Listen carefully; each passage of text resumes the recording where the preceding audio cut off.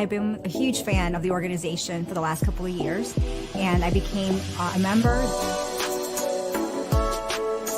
So Blexit is a 501c3 nonprofit, non-political, nonpartisan organization whose mission is to advance minority communities, specifically targeting the African American community across the nation. Our initiatives, we have 5 pillars. Our first pillar is school choice. Our second pillar is free enterprise and entrepreneurship. Our third pillar is criminal justice reform. Our fourth pillar is to continue the promotion and also developing history programs that highlight our nation's founding principles, specifically freedom. And our fifth pillar is to showcase any of the first 4 in a format that's evocative, a visual arts format, and or live experience. That's what Blexit does. We have tons of initiatives that are happening in our country right now that are being done by our chapters.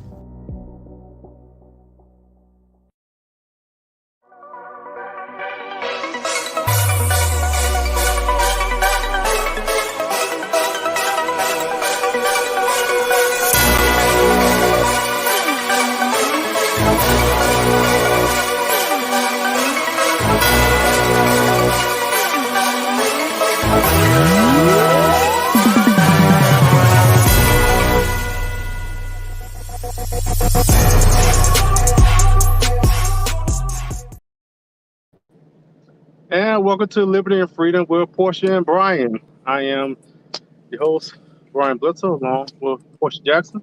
And thanks for everyone that is on this stream with us. And as we showed in the first video, wanted to let everyone know, if you already don't know, about our 5 pillars at Blexit. And before we get too far along, I guess we need to make an announcement, because it was announced a couple of weeks ago at our reception, which I also want to thank everyone that came to our reception in Houston on June 17th. I guess that was a couple of weeks ago now.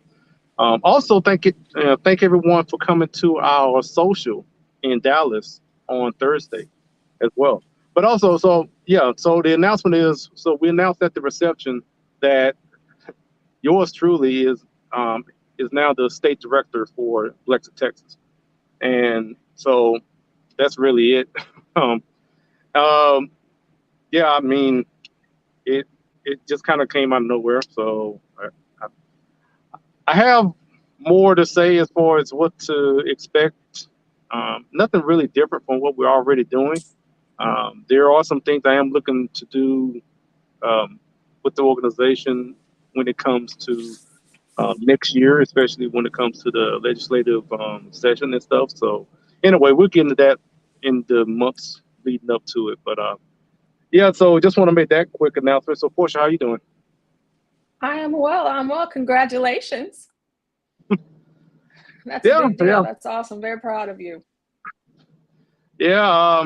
I mean, I've been part of the leadership team since the beginning of Blexit, Texas, as a chapter, and just I guess it was just a natural progression of it. I guess, I don't know, but yeah. So yeah, that's what it is. So now, I know people maybe have noticed that we didn't have a live stream last month, and so one thing we want to mention, because in the time in between our last episode and this episode, we had the horrible tragedy in Uvalde, and just want to say, I mean, even though it's been weeks now, but I think it's even more important to say this now, because even especially in the past couple of days, stories like this, tragedies like this, tend to get put on the back burner as things. But we still, here in Biloxi, Texas, we still have our heart set and looking to help out the community. We have and we're continuing to try to show as much support as we can down there. So still, just like I said, I wanted to make note of that, because, like I said, we just haven't been on since. So I'll force you if you have anything. Oh yeah, of course. We did miss last month, and there was so many things that took place since then during that time. And the shooting, of course, was one of the most horrific things that I can remember, happening over the last several years. And it was just a very, very awful thing. Yeah. Very unfortunate situation that happened here in Texas. Put us on the map, in a very major way. And of course, with the House and the Senate, putting the bill through, the gun reform. So, yeah, I mean, unfortunately, whenever a tragedy like this occurs, I mean, there's always the call to do something, and unfortunately, that's something that a lot of people want done. It's very specific. It's not just doing anything. Because every time something like this, especially something shooting like this, the call is basically gun control. And unfortunately, our state, our senator for Texas, one of them at least, John Cornyn, has went ahead. I mean, at this point, it's already been signed by President Biden now. But he's gone ahead along with other senators, and they basically passed a gun control bill. And I would say, John Cornyn definitely failed his constituents in the cause of doing something. He did the worst thing, and unfortunately, just something that a lot of times that want to be done is taking aim at the Constitution, unfortunately, and to try to strip away as many rights, and also not really addressing the real issue. But again, like I said, this is whenever something like this happens, that's when you have politicians come in and try to use it to try to strip as much rights away from a law-abiding citizens, and also put them in a higher position of power. Well, yeah, John Cornyn, to me, with the decision that he made, along with the other Republicans, are no different to me than Beto utilizing the situation for political gain whenever he decided to show up and interrupt Governor Abbott whenever they were having that press conference. And I'm like, it's political theater at every turn. And John Cornyn, it's a blow to Texans, because this is Texas. And, we are very well known for one thing, well, many things, but the main thing why folks know about Texas, or whenever you associate things with Texas, is always guns and how we feel about them. And I know that he knows, Cornyn and his constituents in the state of Texas, period, we are not okay with that. Well, yeah, and he also found out firsthand at the Republican Party of Texas convention, which was a couple at our weeks convention ago. when he got booed. Yeah, so I was there at the convention, and I was there when he was getting roundly booed too. So, yeah. and rightfully so, because again, I think he failed as and what he should have done, he did the exact opposite. Right. And so it's I mean, like I said, at this point, it's already been signed, and so now law-abiding citizens have another obstacle to overcome, to exercise their rights, to bear arms. Meanwhile, it's something I mentioned. So I was on a podcast on Tuesday or Thursday, I forget. It was this week, and we were talking about this bill. And one thing I mentioned on that podcast was definitely Holly podcast. I'm not trying to be vague about it. Yeah, so I was on her podcast and we were talking about it, and I was saying on that, like, I would love to have be a fly on the wall at some criminal's house when this bill passed. So when they see the news, given that they watching the news, but if it just came across at their at wherever they're hanging out at, it's not like all of a sudden they're just going to say, "Oh well, gun control. This bill is passed. Let's just turn in the guns. We're not going to rob anybody tonight, or we're not going to shoot up whatever. We're just going to follow the law because that's what criminals do. Apparently, at least that's what they think." Well, it's there's that issue, but then I was reading something today where Clarence Thomas said that American citizens are seemingly more interested in their iPhones than their Constitution, and I love that. Not just for young people, millennials, this generation coming up, or generations older than us. I agree with that 110%, because what the Democrats do, they do this thing where they misuse the Constitution to make it work in their favor. And because they know that the majority of their base, they are ignorant to the realities of laws, Constitution, for be it state, local, federal. They don't look, they don't read, they just go to Twitter, go to Instagram, turn on CNN, and they just listen. They watch shows like The View and they just listen. And even these people that are speaking to them are ill-informed, and they just go right along with it. And whenever you're talking about the Second Amendment, it is the right to bear arms. So there's no additions or restrictions that should be put on that. Same thing with freedom of speech. But here they are talking about, oh, well, we need more strict gun control laws. You do not. It's just like a child. You tell a child, no, no, no, no, no. That's going to make that child want to go, yes, yes, yes, yes, yes. And that's precisely what they're doing. And then, of course, to your point about criminals don't stop doing criminal activity, just because somebody says so. And if anything, I'd be of the mindset to think that criminals know a whole lot more than Democrats that go and vote for the stuff that they don't know. But the thing is that they may be aware, but they don't care. And so if you don't think that I need to carry a weapon to protect myself, but then you stand up and you scream talking about women's rights because women are being assaulted and molested and raped. Okay, but how am I supposed to defend myself? If he has a gun and I have a knife, what do I throw my knife at him or what? For whatever the reason is for why I want a weapon, I should just be able to have it, period. Well, true. Yeah. The Second Amendment should be your permit. But we've long passed that point where, like I said, we're at the point where now we have bills like this, where, like I said, again, all you're doing is just hindering law-abiding citizens and not really addressing the real issue. And I'm not going to be naive and think they don't know that. Again, this goes back to where they have more power with this bill. Right. And, a lot of times, a lot of times we talk about, our rights being eroded and little things being chipped away.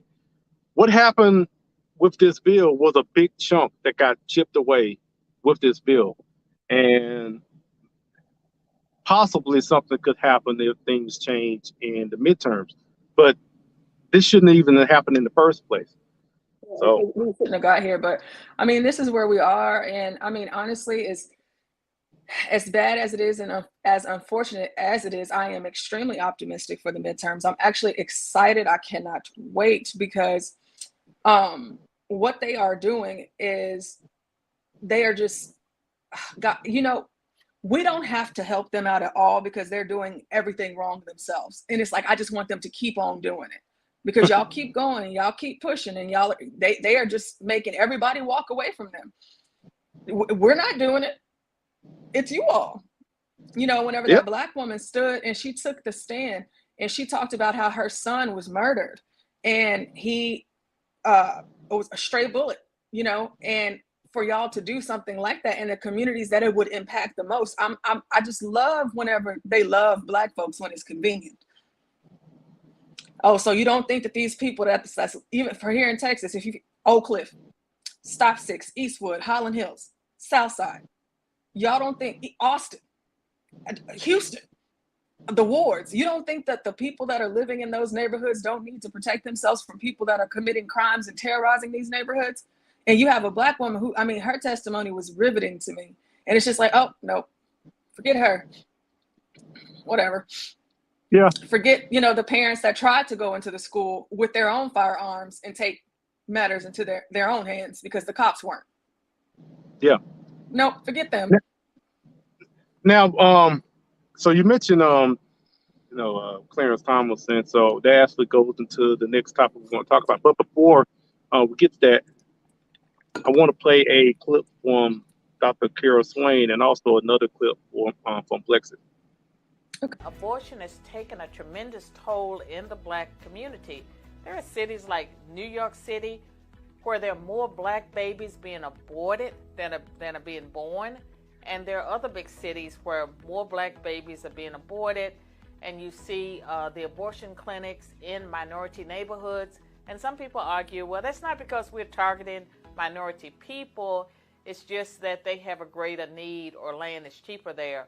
Whatever the reason, you look at Black women, 12% of the population getting 37% of the abortions. Abortion has taken a tremendous toll in the United States.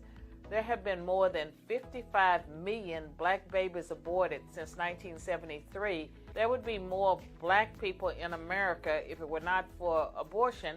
And people that dislike Blacks, people that hate Blacks, they would certainly be in favor of abortion.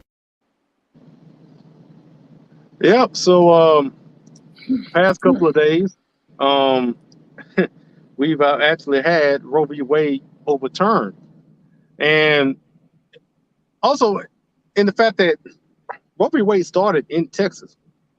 For people that don't know, and after 49 years of everything that has happened because of that decision, here we are, June 24th of 2022. That was finally overturned. And now, also in Texas, because of bills that were passed last legislative session, there are what you call trigger bans that were also enacted whenever. So if Roe v. Wade was overturned, then abortion in the state of Texas, and other states have it as well, but yeah, in the state of Texas, abortion would automatically be illegal because of that.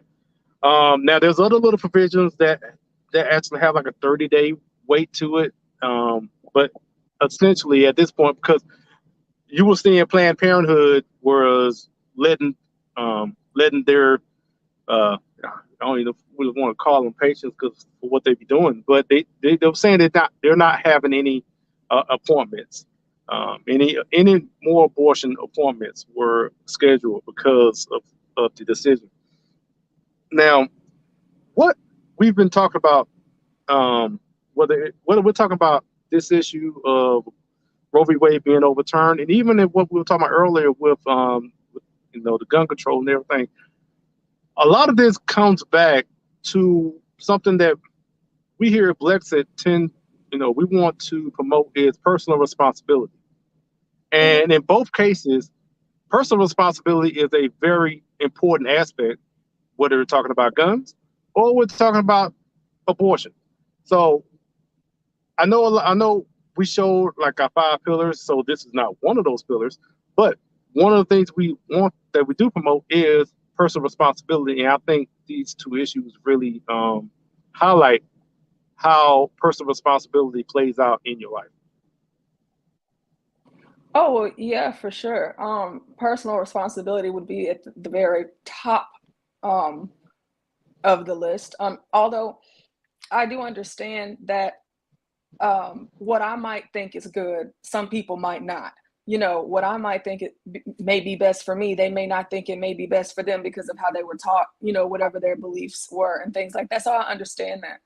But the abortion issue and Roe v. Wade being overturned means a whole lot to me, especially because of those numbers that Ms. Carroll just mentioned. I think that it's Black genocide, period. I understand that other women get it, but not like we do. Not like we do. We're talking about almost 70 million Black children that have been murdered, literally.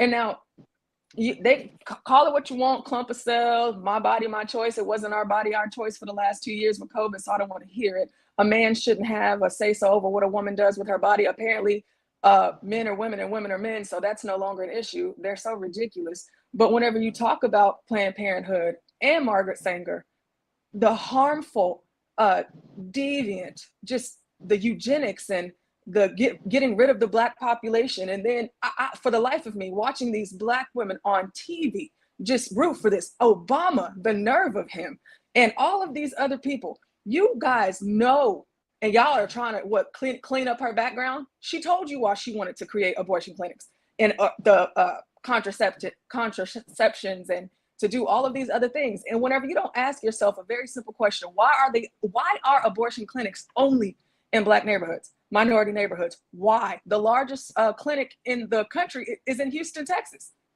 It's in the center of everything Black and Hispanic. Ask yourself these questions. And then whenever it's all said and done, do you know how many steps you can take before you have to get to that one? If you want to be celibate, but that's not the answer for everybody. Okay, I get it. Plan B, that's a thing. Okay, they have creams and jellies and films and all sorts of things that you can do. Condoms. Hey, there's the period app on our cell phones is free. So you know when your period starts, you know when it ends, you know when you're fertile, and you know when you're ovulating. Utilize all of these things, because the one thing that I would love to see is the race of my people grow. Yeah, and I'd see love that, to see that. and that's what it goes back as far as the personal responsibility. As you just stated, there's a personal responsibility aspect to this, where there are so many steps before you get to this point, and even after. We also don't talk about adoption as well, even after. And so now for me, this is one of those issues, being pro-life and the abortion issue, that was one of the major issues that got me involved in the first place. It was like 3 different issues that really turned me from my Brexit from the left back in 2008. And this was one of those issues. And I'll be honest, I really didn't think this day was coming to be where Roe v. Wade was being overturned. I mean, I really was pessimistic about it. But here we are.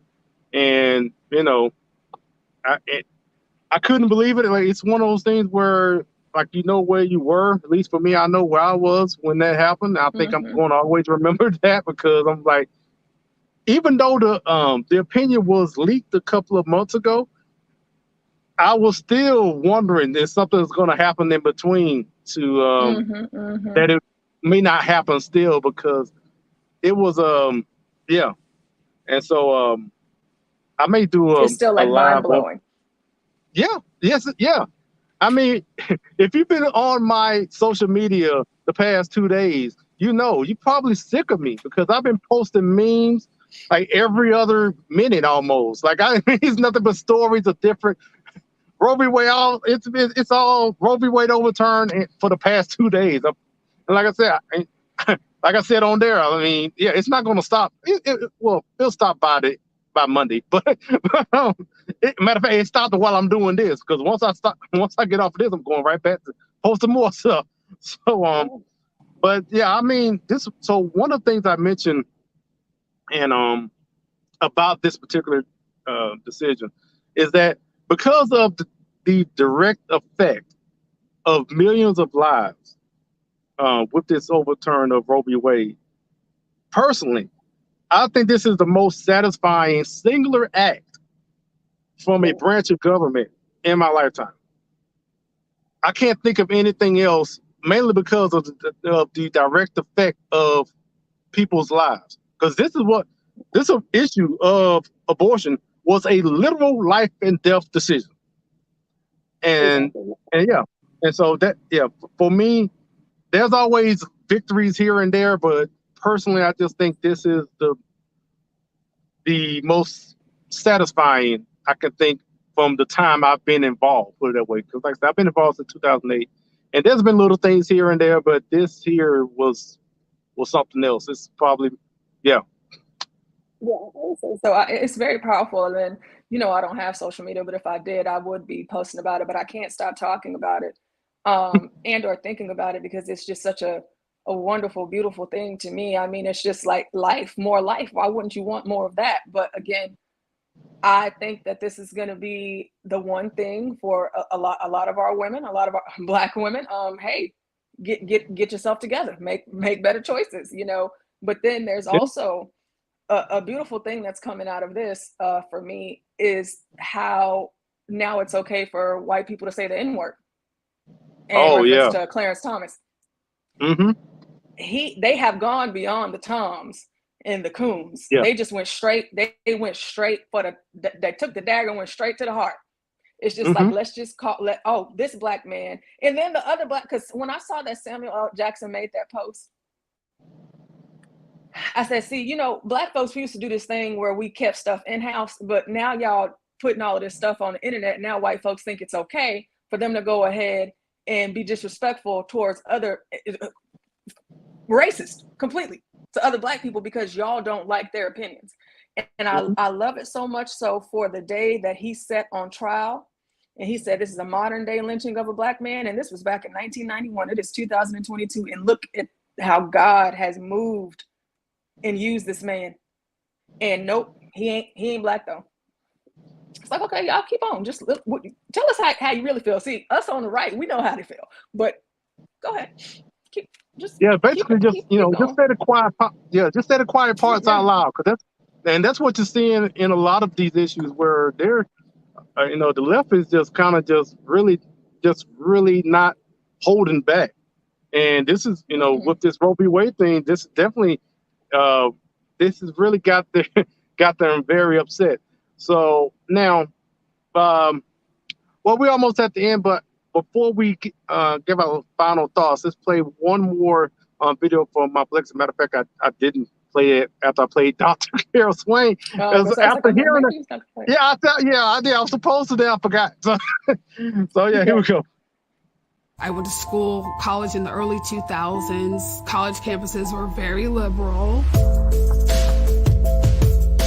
My family's from the islands. I'm first generation here. My parents were conservative, but they voted Democrat their whole life. But we went to church on Sunday, Bible study on Wednesday. We're a very God-centered house. We were always told we could really be whatever we wanted to be.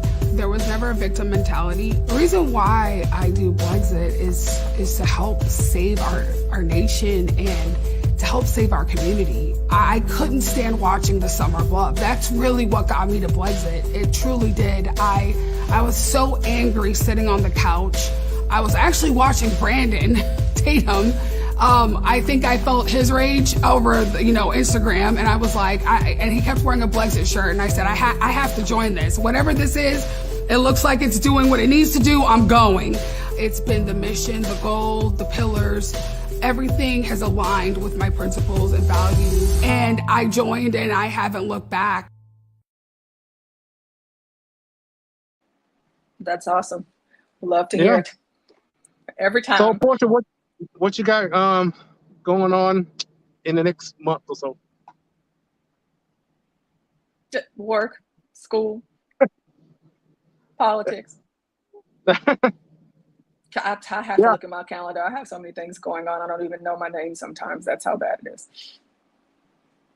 Well, I know. So for me, I'll be speaking for a True Texas Project, at a True Texas Project meeting in Williamson County on July 19th, and then also Ellis County on the 21st. So I'll be speaking and basically just letting people know about Brexit. That's essentially it. Well, also a little bit of change. I may actually give more detail as far as what we would like to do in the future when it comes to the session coming up. May talk about that as well. So yeah, that's. But before our next live stream, that's basically it. I'm trying to think. Yeah, I think that's all. So our next live stream will be July 31st. So, well, I said July 31st. It may be a change. It may be a different day. But it ain't gonna be that far off. So Or just be on the either lookout. way, yeah, be on the lookout because it may be a day or two, but before or after. We kind of don't know. There's also some other changes that we're making as well. So yeah, we appreciate everyone that has watched us, and thank you for for being on, and for Porsha Jackson and Brian Bledsoe. We appreciate you being here, and we will see you next month. All right.